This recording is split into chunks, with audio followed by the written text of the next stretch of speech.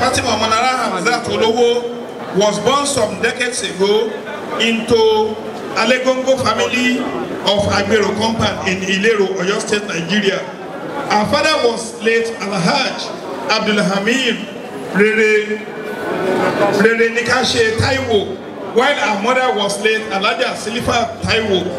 Alhaja Fatima Olowo attended Ansarudin Primary School Ilero, where she obtained a first school leaving certificate and Ansarudin Comprehensive School Ilero for her secondary education.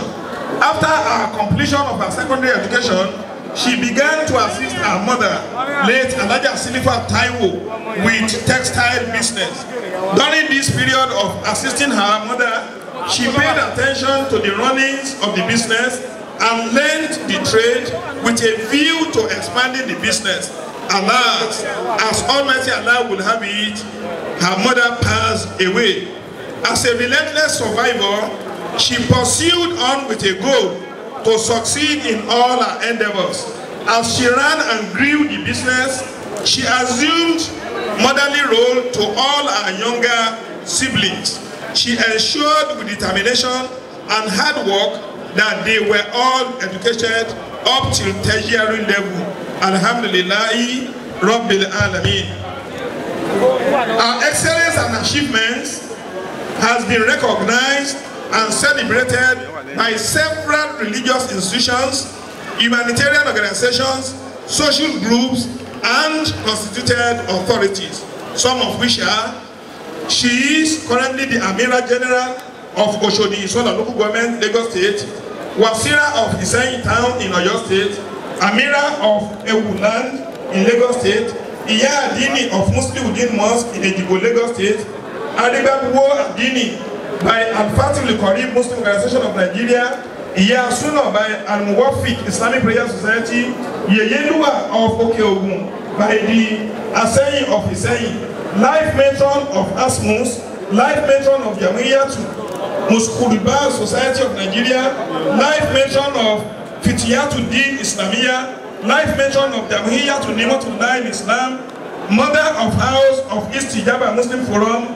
Awards of Excellence by Alhaja Islamic Foundation, Awards of Excellence by Voice of Islamic, a Rafat Organization, Award of Excellence by Nasrullah Al-Fatih Society, Award of Excellence by the Achievers Islamic Society, Islamic Merit Award by Nawaruddin Society of Nigeria, Peace Ambassador by National Peace and Unity Conference, Humanitarian Award by the Association for Disabled, Yeye Tayeshi of Oshodi Land in Lagos, Majero of Oshodi Land in Lagos, Security of Ambassador of Police Community Relations Committee. On behalf of the entire Muslim of Ijebu Land, I hereby present our mother in Islam to be turbaned as the Otun Yadi of Ijebu Land, Alhaja Chief Fatima Olowo Omolara Hamzat. Deputy Governor on behalf of the Grand Chief Imam of Ijebu Land and the entire Muslim community, we sincerely wish to honor our Excellency, the former Deputy Governor of Ogun State, and the Adinni of Ogun State in general, League of Imams and Alphas. We welcome you to turban the Otun Adinni of Ijebu Land, the Adinni turbaning the Otun Adinni. Today, this is a great achievement. You are welcome. Say the day, Mama. Yayamata Nigida. Ewa solide gbira. Adinni wa ní Ìjẹ̀bú Òde ẹ máa bọ̀. Màmá wa ní Ìjẹ̀bú Òde ẹ máa bọ̀ mà. Wọ́n ti rán ọmọ Amira Form 1. Bó ti ń lọ yẹn pẹ̀lú òkú Ọlọ́run afáwa náà Ọlọ́run kó bá wa dúró tì wọ́n. Ọlọ́run má jẹ́ ó dàrú láíláí.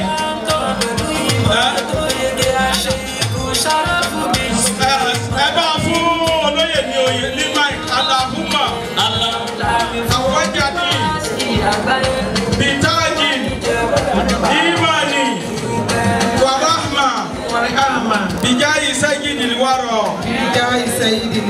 Talida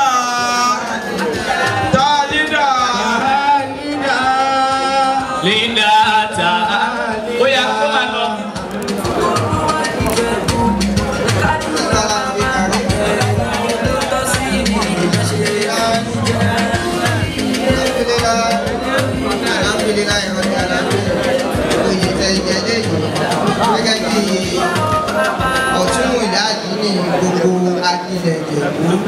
á tù ní lára o gbogbo máa fi ṣe o ìfàdà àlàáfíà ara ṣe o ọlọ́run bá jẹ́ kí gbogbo àwọn nǹkan tẹ̀ ń dákọ́dé kó túbọ̀ gbogbo sí o àgbèrè lákòókò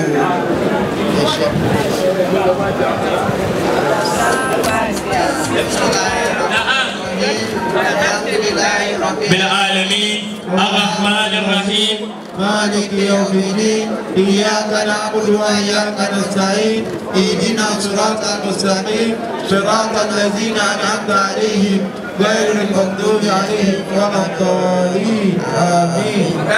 Màmá wa deputy governor mà tí a bá fẹ́ gbé láàánú báyìí àwọn obìnrin ni wọ́n máa gba owó eléyìí owó àlùbáríkà ni so gbogbo ẹ̀yin tí ẹ tẹ̀lé Ọ̀tún ìyá Adinni wá bẹ́ẹ̀ ni owó àwọn obìnrin owó ńlá.